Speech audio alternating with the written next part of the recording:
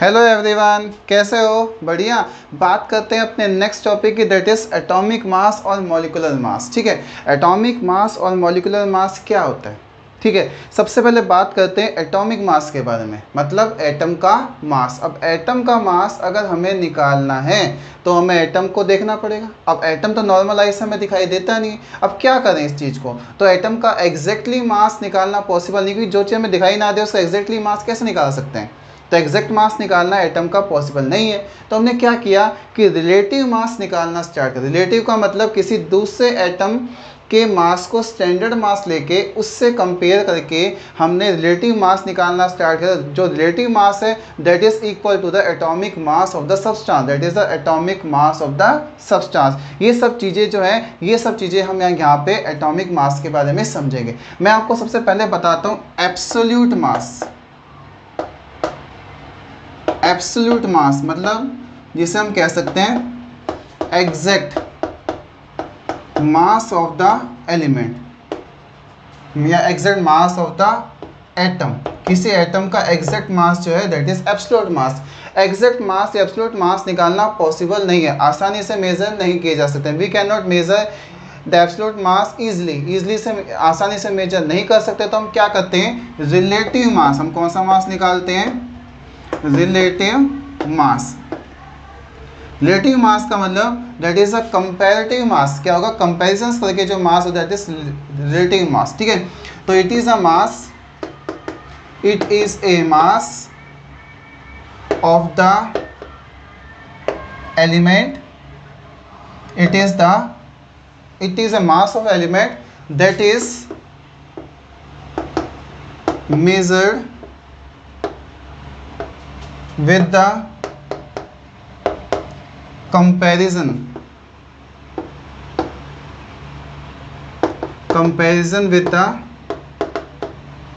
that is measured with the comparison with standard mass। Standard mass के साथ compare करें। Standard मास का मतलब ऐसा मास जो स्टैंडर्ड कंडीशंस में स्मॉलर एटम्स पे हम अप्लाई कर सकते हैं, जिसके मास से कंपेयर करके हम रिलेटिव मास निकाल सकते हैं। Relative mass is nearly equal to the atomic mass. ये किसके बराबर होगा? Atomic mass of the element के इक्वल होगा। इसका मतलब relative mass is equal to the atomic mass of the substance. Relative mass कैसे निकालते हैं? कंपेयर करके, किसी दूसरे एटम के मास को कंपेयर करके, that is called relative mass. ठीक है, तो कह सकते हैं relative mass is a comparison technique हम यूज करते हैं, that is called relative mass. अगर हमें एटॉमिक मास निकालना है या रिलेटिव मास निकालना तो क्या करते हैं? हम कंपेयर करते हैं। सबसे पहले स्टैंडर्ड मास किस एटम का लें ताकि हमें कंपेयर करने में आसानी हो। हम सबसे पहले स्टैंडर्ड मास लेंगे हाइड्रोजन का। किसका लेंगे? हाइड्रोजन का। तो सबसे पहले लेंगे standard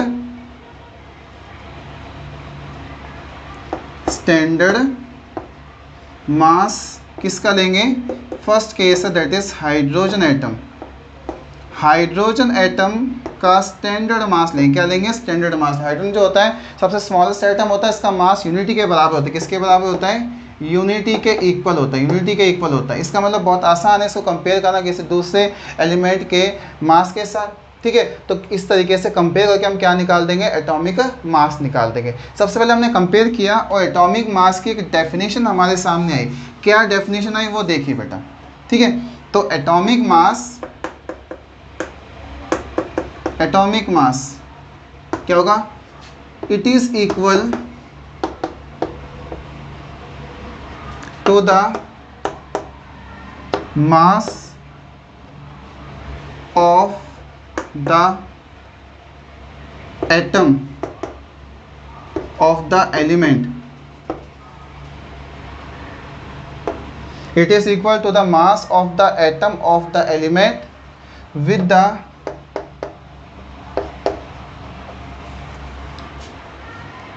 the comparison to the standard या फिर with the comparison to the mass of hydrogen atom। Hydrogen atom के मास के साथ कंपेयर करें। It is equal to the mass of the atom of the element with the comparison to the mass of the hydrogen atom. Means atomic mass of the element, means atomic mass of the element is equal to the mass of the atom of element. किसी element का mass divide कर दिया जाए मास of the atom of hydrogen. जो hydrogen है उसके मास से क्या कर दिया, कंपेयर, मतलब रेशियो कर लिया, कंपेयर कर लिया, that is equal to the atomic mass of the element. Means mass of the atom divide by mass of the atom of hydrogen. किसी एटम जो एलिमेंट है उसके एटम का मास, उसको डिवाइड कर दें mass of the atom of the hydrogen, that is equal to the atomic mass of the element. ये किसके बराबर हो जाएगा, atomic mass of the element. यही बात हमने इसकी डेफिनेशन बताई. It is equal to the mass of the atom of the element with the comparison to the mass of the hydrogen atom, with the comparison to the mass of the hydrogen atom के साथ compare करते हैं, that is equal to the atomic mass. ठीक है, समझ में आया काफी हद तक आपको एटॉमिक मास क्या होता है. तो atomic mass of the element is equal to the mass of atom of element divide by mass of the atom of hydrogen atom, that is called as atomic mass. लेकिन ये concept जो है standard मास का जो hydrogen का हम ले रहे हैं, ये कॉन्सेप्ट जब एटम्स बढ़ने स्टार्ट हुए या फिर हम कहते हैं एलिमेंट्स बढ़ने स्टार्ट हुए तो ये कॉन्सेप्ट एप्लीकेबल नहीं हुआ, क्योंकि जो हाइड्रोजन है उसकी कंडीशंस आगे, दैट इज आइसोटॉप्स. आइसोटॉप्स होने के कारण क्या हुआ कि हमें ये पता नहीं चला कि भाई कौन से आइसोटॉप को लिया जाए ताकि हमें एक स्टैंडर्ड मास ले सकें और डिफरेंट एलिमेंट्स के एटम्स को फाइंड आउट कर सके. तो क्या किया गया, आइसोटॉप के कारण जो हाइड्रोजन को क्या करा, हटा दिया गया. अब देखते हैं क्यों. What is the reasons for the removal of hydrogen, मतलब हाइड्रोजन को हटाने का क्या रीज़न था. तो रीज़न जो है वो रीज़न ये है कि हाइड्रोजन एटम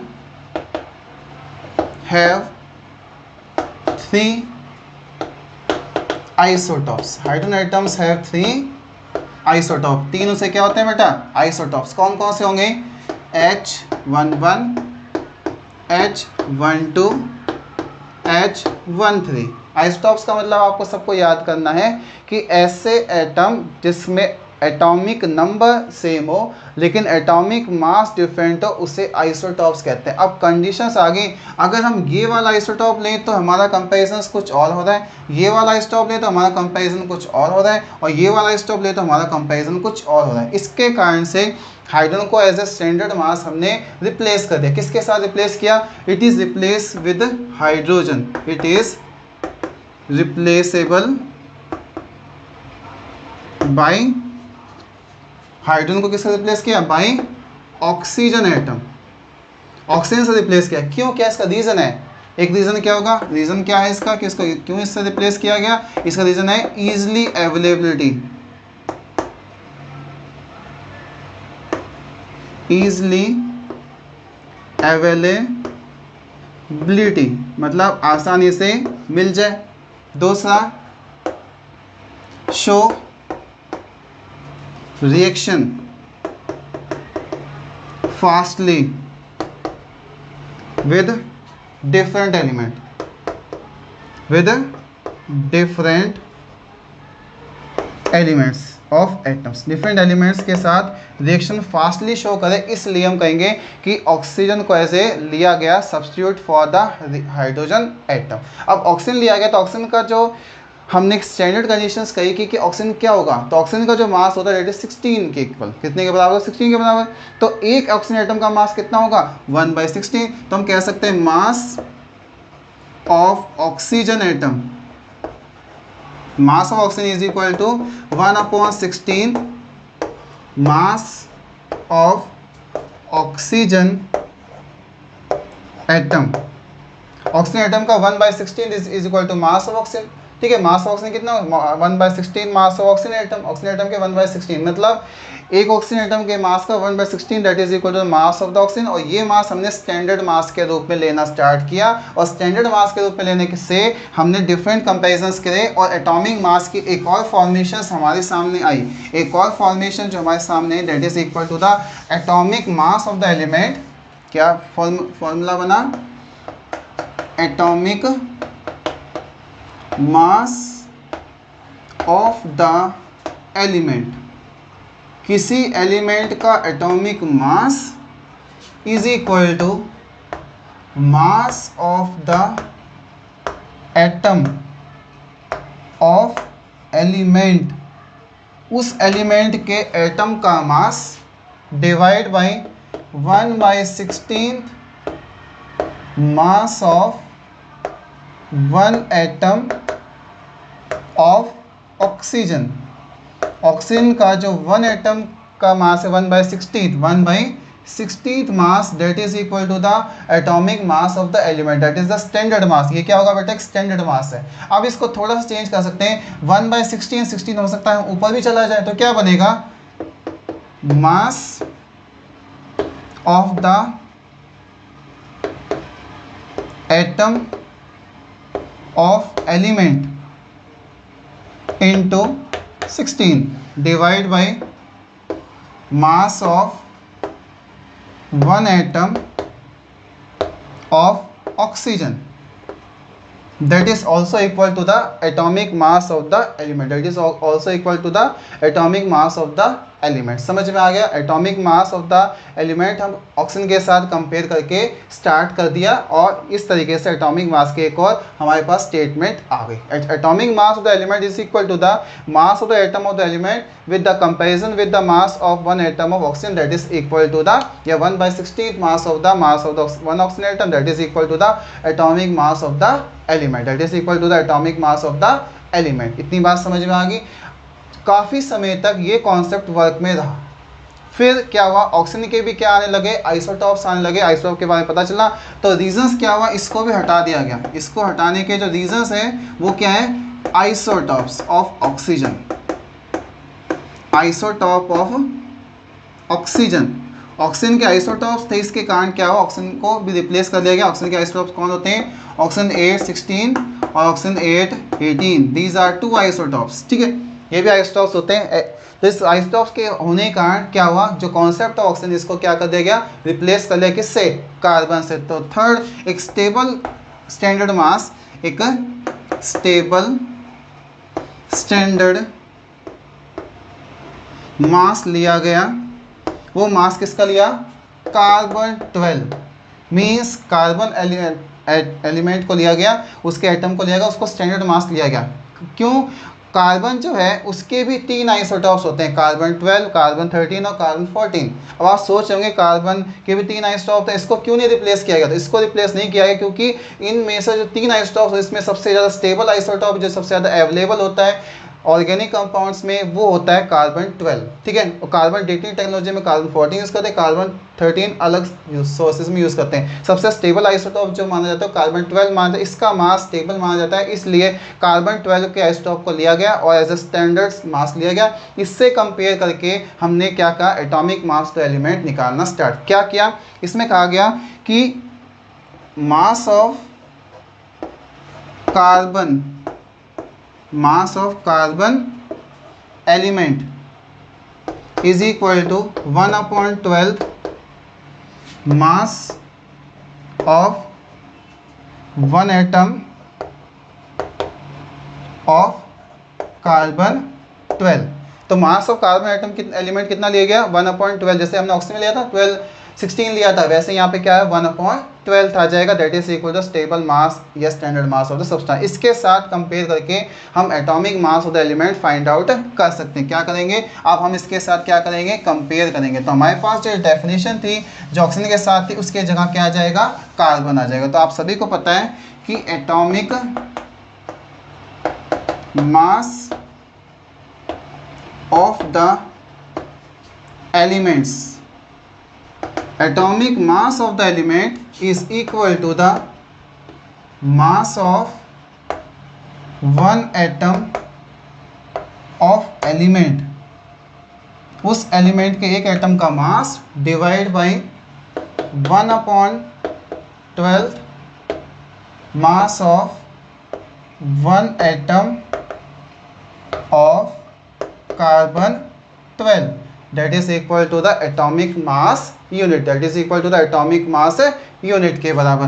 तो atomic mass of the element is equal to the, हम कह सकते हैं, mass of 1 atom of element into 12 divided by mass of 1 atom of carbon 12 that is equal to the atomic mass of the element. तो इस तरीके से atomic mass of the element stable जो standard mass लिया गया वो क्या लिया, कार्बन 12 लिया गया, कार्बन 12 को लिया गया। इस तरीके से हमने mass of the carbon element is equal to 1/12 mass of carbon 1 atom that is equal to the standard mass. ठीक है, स्टैंडर्ड मास ले लिया। इस तरीके से हमने कार्बन की जगह लिया और कार्बन से हमने क्या किया, डिफरेंट टाइप के एलिमेंट्स के एटम्स का मास फाइंड आउट करना स्टार्ट करें। इस तरीके से डिफरेंट एलिमेंट्स के हमने क्या निकाल लिए, एटॉमिक मास निकाले, एटम का मास कंपेयर करके। समझ में आ गया? तो यहाँ आके आपको एटॉमिक मास के बारे में काफ़ी हद तक समझ में आ गया होगा। अब बात आती है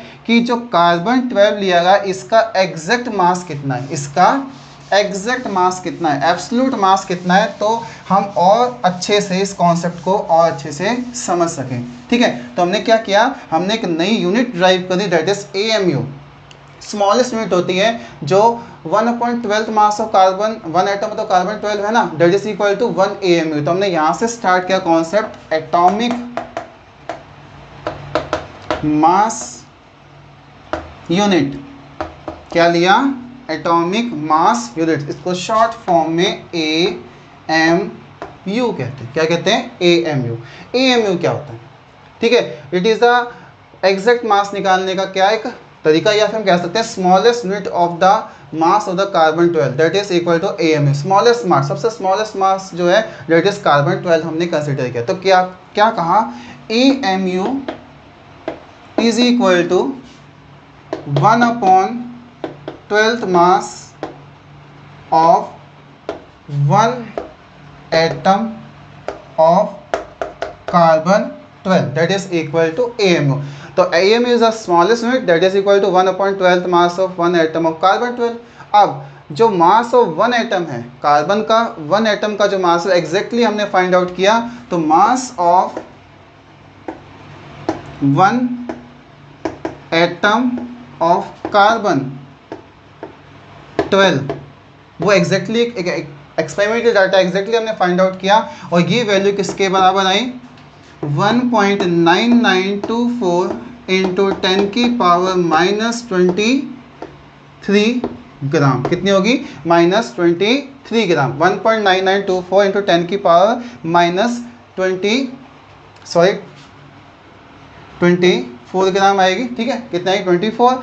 और इस तरीके से हम क्या कर सकते हैं, atomic mass of the element को क्या कर सकते हैं बेटा, फाइंड आउट कर सकते हैं। तो 1.9924 इंटू 10 की power -23 gram that is the exact mass of the 1 atom of carbon 12। ठीक है, इसको करेक्ट कर लेना, mass of 1 atom of carbon 12 is equal to 1.9924 into 10 की power -23 gram that is exact value. और इस वैल्यू को लिया गया और एग्जैक्टली हमने क्या निकाला, मास ऑफ द AMU। मतलब AMU जो है एटॉमिक मास में कितने के बराबर होगी, तो 1.9924 इंटू 10 की power -23 gram that is the mass of 1 atom of carbon 12। और हमें पता है AMU is equal to 1 atom का मास 1.9924 इंटू 10 की पावर -23 ग्राम आया, और डिवाइड कर देंगे इसको 12 से, तो हमारे पास एक वैल्यू आ जाएगी 1.66 इंटू 10 की पावर -24 ग्राम। किसके बराबर आ गई, 1.66 इंटू 10 की पावर -24 ग्राम, या 1.66 इंटू 10 की पावर -27 किलोग्राम। ये हमारे पास वैल्यू आ गई ग्राम में और किलोग्राम में। और ये वैल्यू जो है that is equal to the AMU। तो हम कह सकते हैं 1 AMU is equal to 1.66 into 10 की पावर -20 जो 4 ग्राम है that is equal to AMU। तो हमारे पास स्मॉलेस्ट यूनिट या स्मॉलेस्ट मास आ गया सब्सटेंस का 1.6 इंटू 10 की power 24 gram that is equal to atomic mass unit that is equal to the atomic mass unit के इक्वल होगा। 1 AMU is equal to 1.6 into 10 की पावर -24 ग्राम के इक्वल होगा। ये बात आपको याद रखनी है। तो that is the exact mass, that is the exact mass of the 1 AMU। ठीक है, तो exact mass of the substance 1 AMU आपके सामने आई गई है। अब हम क्या करेंगे, इससे जो डिफरेंट एलिमेंट के एटम्स हैं उनका एग्जैक्ट मास निकाल सकते हैं। इस वैल्यू से हम क्या कर सकते हैं, डिफरेंट एलिमेंट का एग्जैक्ट मास हम क्या कर सकते हैं बेटा, फाइंड आउट कर सकते हैं। तो हमें पता है कि 1 AMU is equal to 1.66 into 10 की power minus 24 gram, that is equal to 1 AMU। ये mass of the one atomic mass unit है। और अगर मैं एग्जैक्ट मास निकालना है किसी भी एटम का, exact mass of hydrogen atom, मान लो मेरे पास हाइड्रोजन एटम है, इसका एग्जैक्ट मास निकालना है तो क्या करेंगे, मास of one hydrogen atom, mass of one hydrogen atom कितना होता है 1.008 होता है, इन उसको मल्टीप्लाई कर देंगे 1.66 इंटू 10 की power minus 24 gram, that is equal to the exact mass. यही वैल्यू जो आएगी इसकी जो कंपेरिजन आएगा that is exact mass of hydrogen. इस तरीके से हम डिफरेंट जो एटम्स हैं उनका एग्जैक्ट मास हम इस तरीके से निकाल सकते हैं, डिफरेंट। मान लो ऑक्सीजन है तो ऑक्सीजन का जो मास होता है 15.99 के आसपास होता है, उसको मल्टीप्लाई करेंगे तो हमारे पास एग्जैक्ट मास ऑफ क्या आ जाएगा, ऑक्सीजन भी आ जाएगा। Exact mass of oxygen atom, किसी भी एटम का निकाल सकते हैं, ऐसा नहीं कि मैंने कंपेयर बताया ये बताया, तो बहुत सारे एटम्स का निकाल सकते हैं। इसकी वैल्यू 15.99 इंटू 1.66 इंटू 10 की power minus 24 gram, that is the value of the oxygen. इस तरीके से डिफरेंट वैल्यूज हम फाइंड आउट कर सकते हैं। तो हमारे यहाँ से समझ में आ गया एग्जैक्ट मास ऑफ सब्सटेंस कैसे फाइंड आउट किया जा सकता है, एग्जैक्ट मास ऑफ सब्सटेंस कैसे फाइंड आउट किया जा सकता है। तो यहाँ आके एटॉमिक मास के बारे में आपको काफ़ी हद तक समझ में आ गया होगा, समझ में आ गया। इसके बाद हम बात करते हैं कि ग्राम एटॉमिक जो मास होता है ये क्या होता है, ग्राम एटॉमिक मास क्या होता है, इसको शॉर्ट फॉर्म में GAM कहते हैं, ग्राम एटॉमिक मास। तो ग्राम एटॉमिक मास का मतलब जब किसी एटम के मास को ग्राम में मेजर करते हैं that is equal to gram atomic mass. और इसको अगर हम निकालें कि नंबर ऑफ या exact mass of the particles of कितने नंबर ऑफ पार्टिकल्स, एक एग्जैक्ट मास जो हमारे पास है, कोई भी सब्सटेंस का जो एग्जैक्ट मास है उसमें एग्जैक्टली कितने नंबर ऑफ पार्टिकल्स है उसका मास आता है that is equal to the gram atomic mass. तो हम कह सकते हैं gram atomic mass is equal to the gram atomic mass is equal to the exact mass of the element या exact mass of the atom, exact mass of the atom कह सकते हैं, atom of element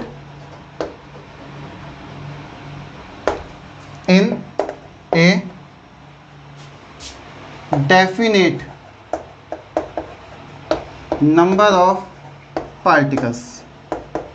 definite number of particles क्या होंगे 6.02 into 10 की power 23 number of particle. इतने number of particles में क्या होता है exact mass substance in definite number of particles में होगा that is equal to gram atomic mass. कैसे समझ सकते हैं, मान लीजिए हमारे पास किसी भी सब्सटेंस का एटॉमिक मास है, किसी भी सब्सटेंस का, मान लीजिए मेरे पास है ऑक्सीजन एटम का, ऑक्सीजन एटम का जो एटॉमिक मास है वो है 15.99, उसको नियर अबाउट हम ले लेते हैं 16 के बराबर। नियर अबाउट कितने के बराबर लेंगे 16 के बराबर। 15.99 को किसके बराबर ले लेंगे बेटा 16 के इक्वल लेंगे, किसके इक्वल लेंगे 16 के इक्वल। और 16 इंटू आपको पता है मैंने कितने से मल्टीप्लाई किया था 1.66 इंटू 10 की पावर माइनस 23 ग्राम, सॉरी 24 ग्राम, 24 ग्राम था। इसको मल्टीप्लाई कर देंगे 6.022 इंटू 10 की पावर 23 से, तो यहाँ से एग्जैक्टली वैल्यू जो है वो आएगी 16 के इक्वल। कितने के इक्वल आएगी 16 ग्राम के इक्वल। तो that is equal to the 16 gram, और 16 gram is the gram atomic mass of the oxygen atom gram atomic mass. समझ में आ गया। तो gram atomic mass equal to the atomic mass of the atom of the element in definite number of particles. Definite number of particles क्या है 6.022 into 10 की power 23। इसको multiply करते हैं तो हमारे पास वैल्यू यूनिटी के इक्वल आ जाती है। यूनिटी को हम मल्टीप्लाई कर 16 से तो हमारे पास आंसर नियर अबाउट वही आ जाता है। इसका मतलब हम कह सकते हैं जो एटॉमिक मास है किसी भी सब्सटेंस का, अगर उसको ग्राम में मेजर करते हैं तो वो क्या हो जाता है ग्राम एटॉमिक मास। ये भी कह सकते हैं atomic mass of substance measure in gram, when atomic mass is measured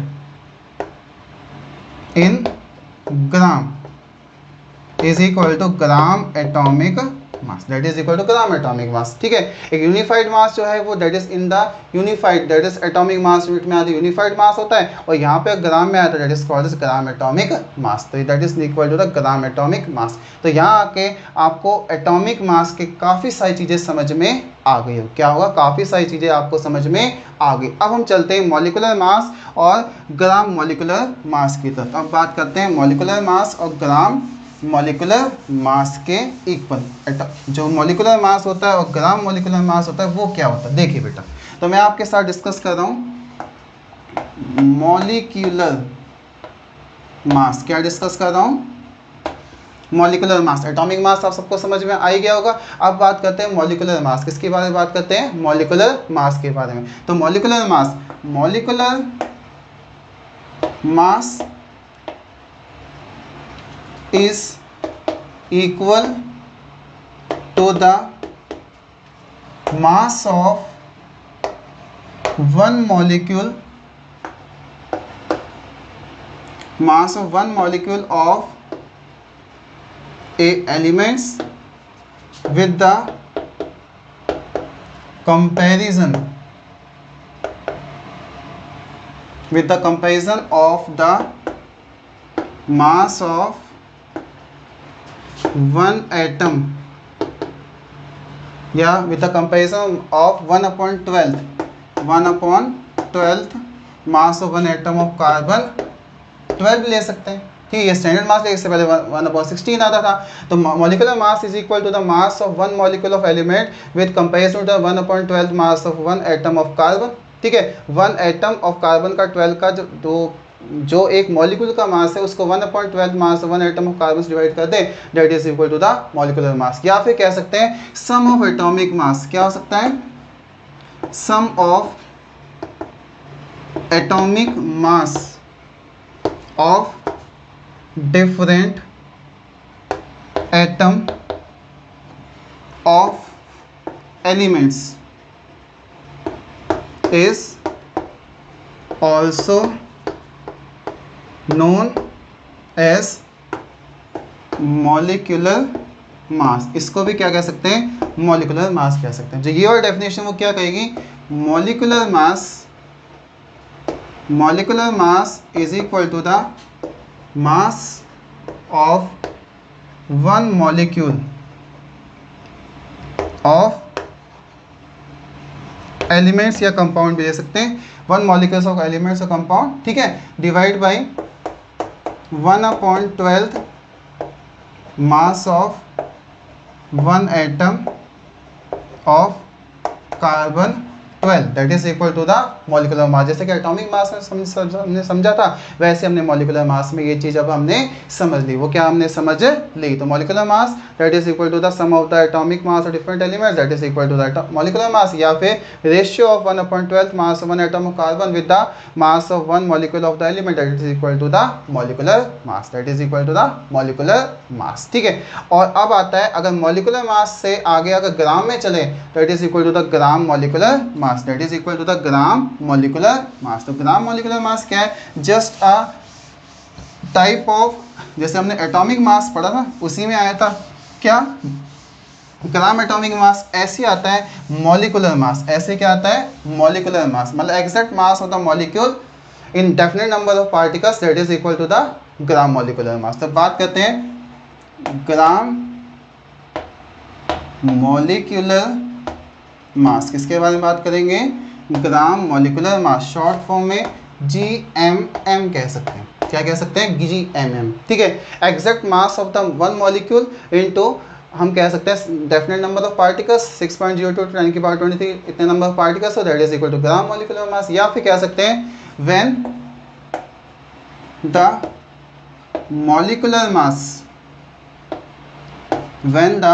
molecular mass is measured in gram is known as gram molecular mass. ठीक है, जैसे मैं एक एग्जांपल बताता हूँ आपको मॉलिक्यूलर मास को, उससे ग्राम मॉलिक्यूलर मास कैसे हम कह सकते हैं। सिंपल सी बात है, जैसे अगर मैं कहूँ H2SO4 है, मेरे पास क्या है H2SO4 है, that is means sulphuric acid, ये क्या है? सल्फ्यूरिक एसिड है। और सल्फ्यूरिक एसिड का जो हमें मॉलिक्यूलर मास निकाला, हाइड्रोजन का, एक हाइड्रोजन का एटॉमिक मास बेटा 1 होता है, इसको हमने 2 से मल्टीप्लाई किया, प्लस सल्फर का 32 होता है, प्लस ऑक्सीजन का होता है 16 इंटू 4, तो 2 प्लस 32 प्लस 64, इन सबको जोड़ेंगे हमारा आंसर आएगा 98 यूनिट। 98 इज द मॉलिक्यूलर मास। ये क्या होगा हमारे पास? Molecular mass. ये क्या होगा हमारे पास? मॉलिक्यूलर मास आ गया। और अगर मैंने इस मॉलिक्यूलर मास को एग्जैक्ट मास 1 पॉइंट क्या था, एक एटम का एग्जैक्ट मास कितना होता है? 1.6 × 10 की पावर 23, और नंबर ऑफ पार्टिकल 6.02 × 10 की पावर 23 होते हैं। अगर हम उनको कैंसिल आउट कर दें, ठीक है, जैसे 1.6 × 10 की पावर -24 था और ये 6.02 × 10 की पावर 23 था, इन दोनों कैंसिल आउट करेंगे तो हमारे पास वैल्यू नियर अबाउट यही आनी, जैसे कि एटॉमिक मास में है वैसे मॉलिक्यूलर मास में आ सकते हैं। तो हम कह सकते हैं, सिंपल सी बात है, अगर इस मास को मैं 98 ग्राम लिख देता हूँ, इस मास को 98 ग्राम लेता हूँ, ये क्या बन जाएगा? ग्राम मॉलिक्यूलर मास। ये क्या बन जाएगा? ग्राम मॉलिक्यूलर मास। अगर किसी एलिमेंट के साथ बात करें, जैसे कार्बन है, इसका एटॉमिक मास एटम का कितना होगा? 12 ही होगा। अगर मैं इसको लिख दूँ 12 ग्राम, तो ये क्या हो जाएगा? ग्राम एटॉमिक मास, और दैट इज एटॉमिक मास। ये क्या होगा? एटॉमिक मास हो जाएगा। समझ में आ गया होगा आपको एटॉमिक मास, ग्राम एटॉमिक मास, मॉलिक्यूलर मास और ग्राम मॉलिक्यूलर मास क्या होता है। तो इस तरीके से आपको समझ में आएगा कि जो एटॉमिक मास और मॉलिक्यूलर मास क्या होते हैं। तो यहाँ आके टॉपिक जो एटॉमिक मास और मॉलिक्यूलर मास का है वो क्या हो गया बेटा, यहाँ पे आके कंप्लीट हो गया। Thank you.